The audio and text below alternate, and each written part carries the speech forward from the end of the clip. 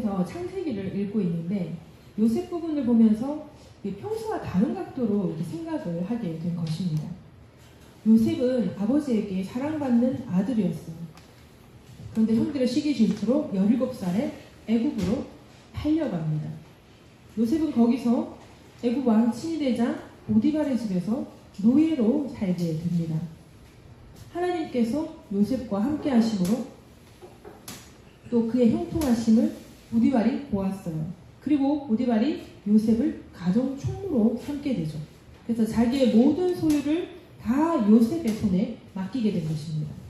그런데 이 요셉이 보디발의 아내의 유혹으로 어떻게 되죠? 누명을 쓰게 되는 거예요. 누명을 쓰고 어떻게 됩니까? 보디발이 관리하는 감옥, 그 왕의 죄수들을 가두는 그 감옥에 갇히게 되는 것입니다. 그런데 그곳에서도 요셉은 하나님께서 함께 하시고 형통하게 하심으로 어떻게 돼요? 간수장의 은혜를 입게 돼요. 그래서 그 감옥에서 감옥을 맡은 책임자가 되었습니다. 그러고 있다가 어떻게 되죠? 간원장도 2명이 들어오게 되죠. 그들의 꿈을 해석해주고 나중에 나가시게 되면 내가 좀 억울하게 여기에 갇혔으니까 좀 말씀 좀 해달라 라고 했지만 그런데 그들이 그가 까먹은 거예요. 스마트 간원장이 까먹어버린 거예요. 그러나 2년 후에 그 스마트 간원장이 요셉을 기억하게 되고 내가 감옥에 갇혀 있었을 때 이러한 청년을 만났는데 이 청년이 꿈을 해석하더이다. 이 꿈을 바로의 왕의 꿈도 이 청년이 해석할 수 있을 것 같습니다. 그를 부르시죠. 그렇게 해서 그 관원장을 만나고 2년 만에 이제 바로 앞에 가서 바로의 꿈을 해석하게 됩니다. 그런데 그 바로의 꿈만 해석한 것이 아니라 앞으로 그 꿈에 대해서 어떻게 해야 할지 그 대안까지 지혜롭게 제안을 하게 되는 것입니다. 그 말을 들은 바로는 어떻게 하죠? 이렇게까지 하나님의 영에 감동된 사람을 이 땅 어디에서도 찾을 수가 없다. 그러니 요셉을 애굽의 국무총리로 세우게 되는 것입니다. 그때 요셉의 나이가 30세였어요. 17세에 형들에 의해 노예로 팔려가고 30세가 되었을 때 이제 애굽의 국무총리가 되었던 것입니다. 그 사이에 13년이라는 세월이 흐르게 됩니다. 근데 여러분, 이 17세라는 이 요셉의 그 당시 노예로 팔려왔었을 때 그 나이가 요즘 기준으로 보면 좀 어린 나이죠. 그런데 우리나라의 옛날만 해도 여자 17세면 결혼을 하는 나이거든요, 사실. 근데 이때도 마찬가지예요. 그 당시에는 이 유대계에는 어떤 역할을 하느냐, 그리고 어떤 책임을 감당하고 있느냐, 그리고 결혼 여부에 따라 15세 이상이면 결혼이 가능했다 그래요. 그래서 결혼 여부에 따라서 17세의 나이도 충분히 성인으로 인정을 한다는 거죠. 그리고 요셉이 아버지와 함께 있었던 그 헤브론 골짜기, 그 헤브론 골짜기에서 형들이 있는 세겜으로 올라가게 되는데 그 세겜까지 이동하는 거리가 대략 8-90km였다라는 거예요. 그 대략 8-90km는 우리가 걸어갈 때 대략 3-4일이 걸린다고 합니다. 그 국토대장정을 하는 사람들이 하루에 걷는 게 많이 걸으면 29에서 30, 계속 걷다가 좀 힘이 들면 21에서 20, 좀 더 걸으면 20, 30 이렇게 걷는다 그러더라고요. 이번에 이번에 국토대장정을 하는 사람이 방송에 나오면서 그 기록을 내는 거예요. 17일 만인가? 이제 17일, 18일 만에 이제 걷게 되는데 처음 시작은 29, 28 이렇게 하루에 걸었더라고요. 그런데 이제 막 날이 더해지니까 20km 이렇게 걷게 되는 거예요. 그러니 보통 성인의 걸음으로 이제 나이가 좀 든 성인의 걸음으로 이렇게 8-90km를 3-4일이 대략 걸리는데 요셉이 그래도 아무리 성인으로 인정받는 나이라고는 하지만 몸집은 작잖아요. 그래 그 몸집으로 8-90km를 걷는데 뭐 3일, 4일, 요즘은 5일이 걸렸을 수도 있다라는 거예요. 근데 세겜에서 형들을 만난 게 아니잖아요. 세겜에서 다시 도단으로 가야 되는 거죠. 그 도단까지의 거리가 20에서 25km, 대략 하루가 걸리는 겁니다. 그래서 요셉이 대략 편도로 4일에서 5일 걸리는 거리, 세겜까지의 거리를 혼자 넘어서 이동해야 되는 거예요. 근데 아버지가 요셉을 형들에게 보내요. 혼자 보내요. 형들이 어떻게 하고 있는지 가서 보고 와라. 보내게 되거든요. 근데 이건 무슨 뜻이냐면 아버지가 요셉을 성인으로 인정한다는 거죠. 그래서 혼자 이제 요셉이 세겜으로 가게 되었던 거예요. 이거를 조금 더 생각을 해보니까 이게 무슨 뜻이 되냐면, 요셉은 지금 17세의 아버지에게도 인정받는 성인이었단 말이에요. 그리고 요셉이 이런 일화가 있어요. 창세기 37장 2절 후반절에 보면은 요셉이 형들과 양을 칠 때에 그의 아버지의 아내들 비라와 실바의 아들들과 더불어 함께 있었더니 그가 그들의 잘못을 아버지에게 말하더라. 요셉이 옳고 그름을 판단하고 형들이 이런 부분들을 좀 잘못하고 있는 것 같아요 라고 아버지에게 말할 수 있는 어떤 이런 정신체계가 있는 정도였다라는 거죠. 이게 무슨 뜻이냐면, 그러니까 17세에 팔려가서 13년이라는 세월을 지내면서 요셉이 누명을 쓰고 감옥에 갇히기는 하지만 그러나 보디발에게 인정을 받았다는 거야. 보디발에게 인정을 받고 가정 총무가 되었다는 거야. 그러면 근데 또 친위대장이잖아요. 애국 왕의 친위대장 보디발이었단 말이에요. 그럼 그곳에서 그 집에서 이 요셉이 가정 총무를 맡았다면 그러면 어느 정도의 위치에는 아무리 노예라도 있는 거예요. 그러면 뭐 예를 들자면 너무너무 화가 나고 너무너무 억울하잖아요. 형들에게 팔려간 게. 그러면 제가 잠시 고향에 며칠 정도 좀 다녀와도 되겠습니까? 이 정도 말할 수 있을 것 같지 않아요? 요셉이 보디발에게? 그러고는 가서 이 창세기 37장 2절에 있었던 것처럼 형들이 이렇게 하여 나를 이렇게 하였나이다. 이거를 분명히 할 수도 있는 나이라는 거야. 할 수도 있는 머리가 돌아가는 나이라는 거야. 그런데 헤브론으로 돌아가지 않았던 거야. 왜 돌아가지 않았을까? 왜 요셉이 이때 충분히 돌아가서 잘잘못을 따지고 아버지에게 말하고 노예가 아니라 이제는 이 아버지에게로 갈 수도 있는데, 그런데 왜 요셉이 돌아가지 않았을까? 왜 요셉이 아버지에게 돌아가서 형들의 잘못을 말하지 않았을까? 이런 생각을 하게 된 거예요, 이번에. 근데 갑자기 여기서 이 말이 떠오른 거예요. 요셉이 선을 넘지 않는구나 라는 생각이 갑자기 불현듯 드는 거예요. 그러고서 이제 요셉의 일대기를 착착착착 생각을 해보니까 요셉의 그 일대기 그 삶 안에 한 몇 가지의 선이 있더라고요. 넘지 말아야 하는 선 있잖아요. 우리가 이렇게 넘지 말아야 하는 선. 내가 어느 정도 내가 이 영환이에게 선을 그러니까 어떻게 어느 정도일까요? 제가 어느 정도로 말을 해도 될까? 근데 내가 어느 정도 이상으로 말을 하는 게 영환이한테 선을 넘는 걸까? 이런 거 있잖아요. 우리 민정 집사님에게도 마찬가지고, 라이르에게도 마찬가지고, 황우 집사님에게도 마찬가지고, 우리 서로가 서로에게 어느 정도까지는 충분히 가능하지만 그렇게까지 말하거나 그렇게까지 행동하는 건 그건 선을 좀 넘은 것 같아요. 이렇게 분명히 있을 수 있다는 거죠. 근데 이게 우리 안에서만 아니라 가족끼리에도 마찬가지라는 거예요. 엄마, 아빠, 엄마와 나와의 관계, 아빠와 나와의 관계, 그죠? 일단 나를 중심으로 얘기를 해야 되니까 나와 자녀의 관계, 이런 부분에서 우리가 어느 정도까지는 가능한데 이거는 너무 선을 넘었다라고 말할 수 있는 것들이 있다는 거예요. 근데 그거 선을 넘는 행동을, 선을 넘는 말을 자꾸 하게 되면 어떻게 되죠? 관계는 깨지게 되는 거거든요. 그러니까 세상에서도, 가정에서도 우리가 넘지 말아야 할 그 선이 있다는 거죠. 요셉은 그 선이 있었던 것 같다는 생각이 이번에 들게 된 거예요. 그래서 몇 가지 정도의 선이 생각나는데, 그 첫 번째가 유혹의 선을 넘지 않았다. 사람에게, 여러분 이제 한번 생각해 보세요. 내 삶 가운데 어떤 유혹이 한 번도 없었습니까? 유혹이 있을 수 있어요. 유혹을 이미 받았고 그 유혹을 넘지 않고 오늘날까지, 여러분 이 시간까지 왔을 수 있습니다. 저에게는 그런 선이 있었어요. 사업을 하고 돈을 막 벌다가 이제 결혼을 하고 결국 사업 접게 되고, 그리고 이제 뭔가 색다른 일이 하고 싶어져가지고 동대문 시장에 가서 일을 배웠어요. 요한 집사님의 작은 어머니가 동대문 시장에 상가를 2-3개를 가지고 계셨어요. 그 당시에, 그죠? 그 밀리오인가? 거기에 갖고 계신 거예요. 그때 그 제 성격에 욕심이 나는 거예요. 돈이 되겠다 싶은 거예요. 그래가지고 제가 그 동대문 시장에 들어가서 일을 배우고 들어갔어요. 그래서 그걸 잘 배워서 나중에 작은 어머니한테 얘기를 해서 그 상가 줘주십시오 하고, 제가 좀 이렇게 장사해서 돈을 좀 많이 벌고 싶었어요. 그때. 그래서 그렇게 하고 있었었는데 하나님께서 막으시는 거죠. 어떤 상황 가운데 어떻게 저떻게 막으시는 거예요. 그래서 그거를 이제 못하게 되었어요. 그러면서 나중에 사명 받고 사명 감당으로 부산 내려가라 하고 왔어요. 그런데 얼마나 힘들겠어요. 이게 그때 당시에 또 이완 집사도 사업을 하려고 친구랑 하고 있었는데 그 일이 잘못되고 그 다음에 또 친구한테 같이 뭔가 개발한 그 형인데 배신을 당한 거예요. 그래서 그렇게 되어서 어려웠어요. 이완 집사 하는 일도 좀 어려워졌었어요.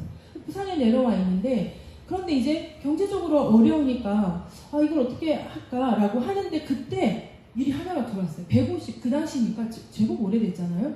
한 달에 150, 좀 작지만 그래도 그 정도면 생활하는 데 지장이 없다라는 생각이 들 정도로 아주 좀 시간 타임도 좋고 괜찮은 일이 있었어요. 그거 한번 너는 충분히 할 수 있을 것 같다. 저한테 바로 다이렉트로 연락이 온 거예요. 그래서 한번 해보지 않겠느냐 그렇게 얘기를 했어요. 얼마나 하고 싶겠어요. 시간이 교회 다니는데 시간도 그렇게 크게 들이지 않는데 토요일 아마 일하는 걸 거였어요. 그래서 아마 토요일 날 찬양 연습 시간에 걸렸어요. 이게 찬양 연습 시간에 걸려서 제가 그걸 캔슬을 했는데 그걸 고민을 하게 된 거예요. 이게 과연 내가 찬양 연습 때문에 이걸 캔슬 놓는 게 맞는 건가 라는 것을 놓고 하나님께 기도를 하는데 하나님께서 저에게 주신 게 세상 가운데서 돈을 벌지 말라고 하셨거든요. 저를 부르실 때 이제 세상에서 돈을 버는 것이 아니라 하나님의 일을 하라고 하셨었거든요. 그게 딱 생각이 나는 거예요. 그래서 너무 아깝지만 그거를 캔슬을 놓은 거죠. 그러니까 저에게도 이렇게 유혹에서 진짜 유혹적이었어요. 그 당시 150만 원이면 진짜 편안하게 좀 살 수 있을 것 같더라고요. 근데 이런 식으로 여러분도 아마 생각해보면은 여러분들의 삶 가운데 지금까지 살아오는 가운데 그런 유혹의 선이 있었을 거라는 거예요. 요셉에게도 그 유혹의 선이 보디발의 아내로 성적 유혹으로 오게 된 거예요. 보디발의 아내가 계속 동침을 요구하죠. 근데 이 동침을 요구하는 이 선을 안 넘으려면 그 자리를 피하면 되잖아요. 근데 피할 수가 없어. 왜냐면 그 집에서 살고 그 집에서 보디발의 아내를 맨날 만나야 되는 거예요. 창세기 39장 9절 오늘 본문이죠. 우리 다시 한 번만 더 합독해 봅니다. 시작. 이 집에는 나보다 큰 이가 없으며 주인이 아무것도 내게 금하지 아니하였어도 금한 것은 당신뿐이니 당신은 그의 아내이니라. 그런즉 내가 어찌 이 큰 악을 행하여 하나님께 죄를 지으리까. 아멘.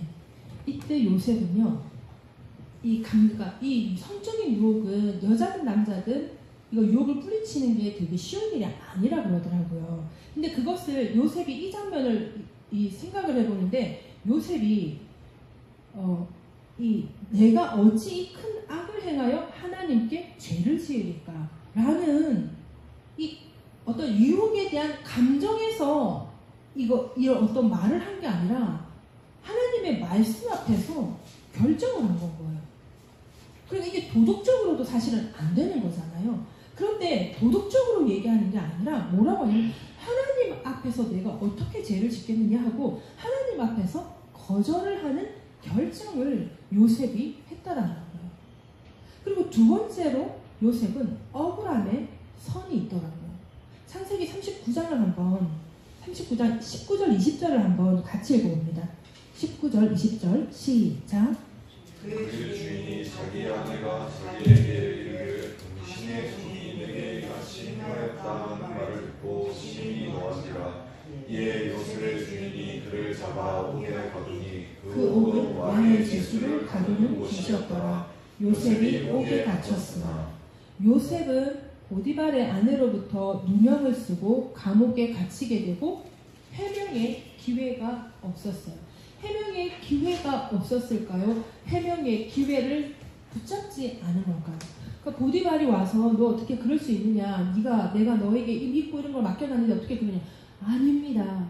저는 그런 일이 없습니다. 이렇게 말할 수 있잖아요. 그런데 그 해명을 하지 않았다는 거예요. 그래서 이게 바로 요셉에게 있어서 억울함의 선일 텐데, 너무 억울할 텐데 누명을 썼으니까. 근데 이 요셉이 그 선을 넘지 않았다라는 거예요.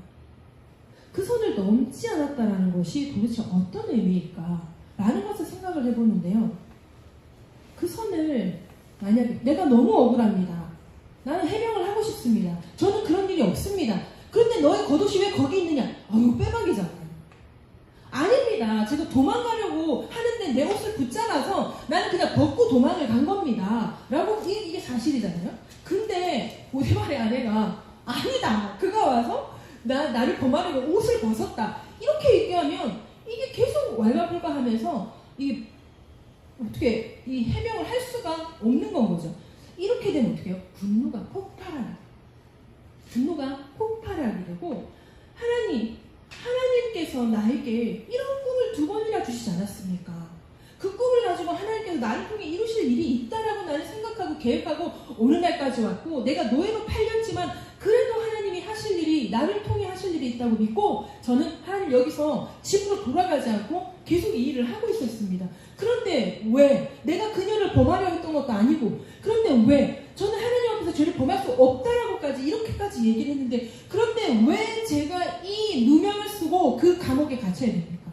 그 감옥에 갇히면 살아서는 나올 수 없는 감옥이라고 한단 말이죠. 그런데 요셉이 해명하지 않았다. 해명의 기회가 없었거나 해명의 기회를 붙잡지 않았거나 이것이 어떻게 보면 분노가 폭발된 왈가불가 이게 언쟁이 생기고 이게 변론을 하게 되면 언쟁이 생기고 그러면 이제 마음이 북받쳐서 사람이 하나님을 원망할 수도 있게 될 수도 있다라는 거잖아요. 근데 요셉이 어쩌면 이 억울함의 선을 넘지 않은 것이 이 감정적인 이 폭발로 하나님 앞에 죄를 범할까봐 이것을 넘지 않고 있었던 게 아닐까. 어쩌면 하나님께서 또 이 같은 상황까지 나를 몰아넣으시는 하나님의 뜻이 무엇일까? 이것을 요셉이 한번 생각해 보지 않았을까? 이런 요셉을 생각해 보니까 어떤 문제 앞에, 어떤 환난 앞에, 어떤 혼란 앞에 한번 입을 다물고 한번 한 걸음 뒤로 물러나서 차분하게 생각하는 어떤 그런 성향이었나라는 것을 생각해 보게 되었어요. 또 세 번째로 요셉은 권력의 선을 넘지 않았습니다.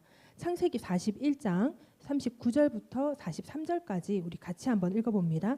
시작. 요셉에게 그래 하나님이 이 모든 것을 내게 주셨으니 너와 같이 명철하고 지혜 있는 자가 없도다.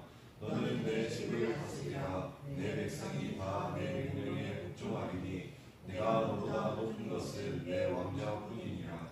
바로가 또 요셉에게 이르되 내가 너를 애굽 온 땅의 총리가 되게 하노라 하고 자기의 인장 반지를 빼어 요셉의 손에 끼우고 그에게 세마포 옷을 입히고 금사슬을 목에 걸고 자기에게 있는 버금 수레에 그를 태우매 무리가 그의 앞에서 소리 지르기를 엎드리라 하더라. 바로가 그에게 애굽 전국을 총리로 다스리게 하였더라. 아멘. 자, 여기서 사람은 웬만하면 진짜 보디발의 가정 총무였을 때 좀 그렇다 칩시다. 그런데 지금 애굽의 국무총리가 되었거든요. 그럼 엄청난 권력을 쥐었죠. 버금가는 내가 너보다 높은 건 이 자리밖에 없다. 엄청난 지금 권력을 요셉이 쥐게 된 거예요. 그럼 보통의 사람이라면 여기서 선을 넘기 마련인데 요셉은 여기서도 선을 넘지 않은 거예요. 여기서 어쩌면 이제 버금가는 수레를 타고 잠시만 다녀오겠습니다. 제가 어떤 일을 처리할 것이 있어서 잠시만 다녀오겠습니다. 당장 지금 흉년 난 게 아니잖아요. 그러니까 잠시만 다녀오겠습니다 하고 충분히 갔다 올 수도 있었을 텐데 그런데 요셉은 그 모든 공로를 하나님께 돌리죠. 그 꿈을 해석하면서 꿈은 해석은 하나님께 있지 아니하니나이까 하면서 그 모든 공을 하나님께 돌리면서 자신이 가지게 된 권력 이것을 자기의 욕망을 위해 사용하지 않았다라는 거예요. 그리고 마지막 네 번째로 관계의 선입니다. 복수할 수 있는 위치라는 거죠. 지금 딱 요셉이 복수할 수 있는 위치인데 형들을 찾아가지도 않았어요. 그리고 찾아온 형들을 향해서도 복수하지 않았습니다. 그러니 위에 이 네 가지 선은 크게 두 가지로 나눌 수가 있어요. 뭐였어요? 첫 번째가 유혹의 선, 억울함의 선, 권력의 선, 관계의 선이죠. 이 네 가지를 크게 두 가지로 볼 수가 있는데 하나는 하나님 앞에서 선을 넘지 않았다는 것입니다. 그리고 다른 하나는 사람과의 관계에서도 선을 넘지 않았다는 것입니다. 그런데 여러분 여기서 말하는 선은 둘 다 사람 기준이 아니라 하나님이 정하신 경계였던 것입니다. 요셉에게 있어서는 어떻게 보면요, 여러분, 선을 넘는다는 것은 하나님 없이 내가 선택하는 거예요. 어떤 상황 가운데 사람과의 관계에서 언쟁이 높아지거나 오해가 되거나 누명을 쓰거나 이렇게 될 때 사람의 감정이 어떻게 돼요? 왁 먼저 올라오게 되죠. 그러면 그 감정으로 뭘 처리하게 될 때 그 화는 하나님 앞에 죄를 짓는 길을 열어버리는 거예요. 화가 날 수 있습니다. 부하가 오를 수 있어요. 그까지는 괜찮아요. 근데 그걸 가지고 내가 어떤 행동을 하느냐에 따라서 잘못된 행동에서는 그것이 하나님 앞에 죄가 될 수 있다는 거예요. 예를 들어서 봐봐요. 너무 화가 났어. 너무 부하가 났어. 너무 누명을 썼어. 야, 이 바보 새끼야! 이랬다고 쳐봐요. 바보 새끼야가 뭐 어때? 그게 왜요? 이럴 수 있잖아요. 그렇죠? 야, 이 바보야! 야, 이 바보야! 그것밖에 못해! 내가 만약에 예를 들어서 영화나 야, 이 바보야! 내가 이랬다 쳐. 우리 둘이 있을 때 그랬다 쳐. 우리 둘이 있을 때 그랬다 쳐.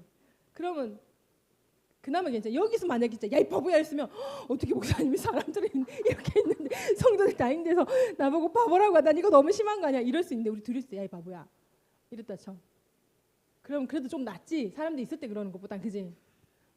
근데 성경에 보면 형제를 향해 라가가 바보잖아요.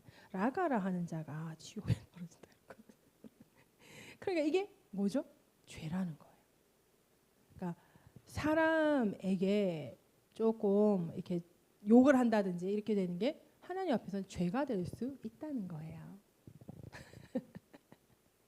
그러니 이게 무슨 말이냐면 이게 감정이 격해지면서 나오는 말들이, 그러니까 화가 나는 것까지는 괜찮아. 화가 안 날 순 없지. 예? 이렇게 되는데 화가 안 날 순 없지. 그런데 그때 그거를 표출할 때 잘못 표출하게 되면 이게 죄로, 나의 죄로 넘어가 버릴 수 있다라는 거예요. 근데 여기서 선택을 잘하면 아까처럼 한 걸음 뒤로 물러나서 입을 닫고 후 하고 이거 내려놓아. 아우, 저 지금 되게 시원해요. 이거 내려놓으니까. 이렇게 되면 그냥 입을 닫던지 한 번 더 생각하던지. 그래서 어쩌면 요셉처럼 이 모든 선을 넘지 않을 수도 있겠구나라는 생각이 드는 것입니다. 모든 그 기준이요, 사람의 기준이 아니라 하나님께서 정하신 그 경계라고 얘기했잖아요. 그 선을 요셉이 넘지 않았다라는 것은 하나님 없이 선택하지 않겠다라는 건 거예요. 내가 이런 억울한 누명을 쓰고 감옥에 갇혔는데 하나님께서 침묵하시니 자신도 침묵했다라는 거죠. 그리고 내가 이제 애굽의 2인자가 되었는데, 그런데 그때 근데 요셉은 성경을 보았을 때 그걸 가지고 하나님 앞에 왈가불가 이렇게 하는 그런 게 없어요. 그러니까 이미 그 야곱도 요셉을 그렇게 아끼고 사랑했던 이유가 요셉이 말씀 가운데 있었거든요. 그러니까 이건 비하인드 스토리인데 말씀을 아주 열심히 묵상하고 읽는 사람이었대요, 요셉이. 그래서 야곱이 더 많이 아끼고 사랑했다라는 그런 일화가 비하인드 스토리에 있더라고요. 눈을 안 봐서 잘 모르겠지만 어쨌든 비하인드 스토리에 그렇대요. 그래서 이 하나님 없이 선택하지 않는 거. 요셉은 상황이 아니라 하나님을 기준으로 선을 지킨 사람이었다라는 거예요. 다시 말하면 요셉은 하나님 앞에서 선을 넘지 않는 사람이었다라는 것입니다. 근데 아까 우리가 이 요셉의 일대기를 훑어본 것처럼 노예가 되었죠. 보디발의 아내에게 누명을 썼죠. 감옥에 갇히기까지 했는데 선을 넘지 않았다. 근데 이거 보세요. 뭐예요? 어떻습니까? 이거 선을 지키고 있는데 억울한 일을 당할 수 있다라는 거예요. 내가 하나님의 말씀을 지켜 내가 경계를 넘지 않는데 그런데도 억울한 일을 당할 수 있다. 요셉의 일대기를 보니까 하나님 앞에서의 선은 하나님 앞에서의 그러니까 선 말고 선은 그럼에도 불구하고 넘지 않고 지키는 것이 어쩌면 우리를 향한 하나님의 테스트일지도 모르겠다라는 것입니다. 아주 다양한 모양으로 다양한 사건으로 아주 다양한 방법으로 여러분 하나님은 우리를 테스트하시는 것 같아요. 그 테스트에서 우리는 통과를 해야 되는 건 거예요. 그 하나님 앞에서의 선을 넘으면 처음에는 막 잘 된 것 같고 아우 속이 다 시원하다 막 지가 잘못했는데 내가 그걸 밝혔지 아우 속이 다 시원하다 잘 되는 것 같고 막 승승장구하는 것 같고 막 시원한 것 같지만 그 결국은요 그 선을 넘었던 자리로 다시 돌아가게 돼요. 하나님의 선을 넘었다라면 그 넘은 그 당시에 내가 넘은 거기 때문에 하나님의 테스트는 다시 그 상태로 몰고 가서 내가 선을 넘는지 안 넘는지 그 테스트를 하나님께서 다시 하시기 때문에 그 선을 넘었다면 그 선의 자리로 그러니까 눈에 보이는 것이 아니지만 그 사건과 비슷한 어떤 모양의 자리로 다시 돌아가게 되어 있다라는 것입니다.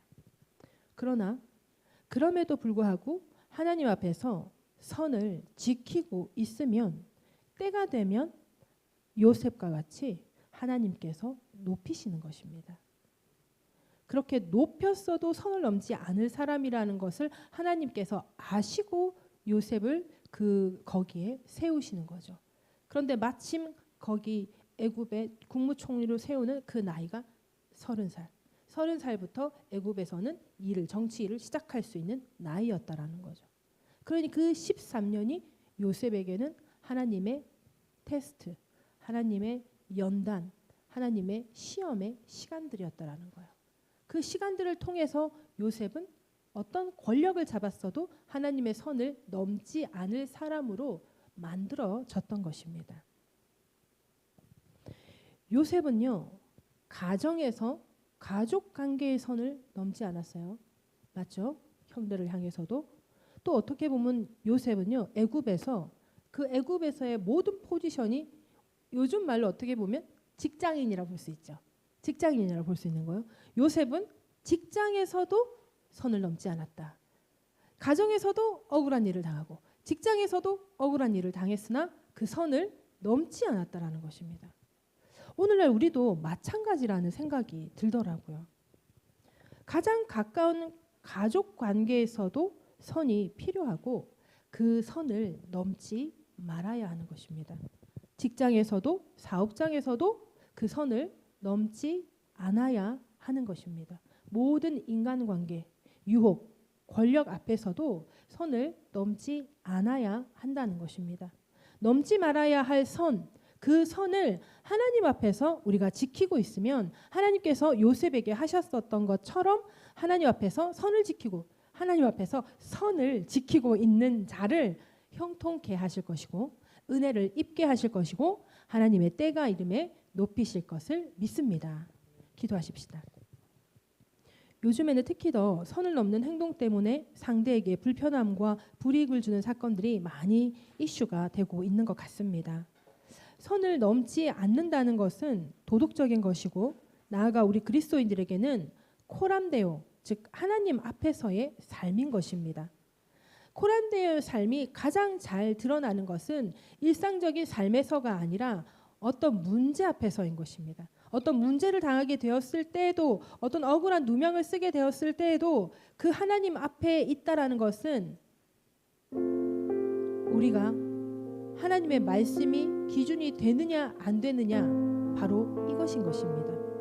오늘날 선을 넘지 않는 코람데오의 삶을 하나님 앞에서 잘 살기 위해 말씀을 생각하시면서 우리 주여 한번 외치고 기도합니다. 주여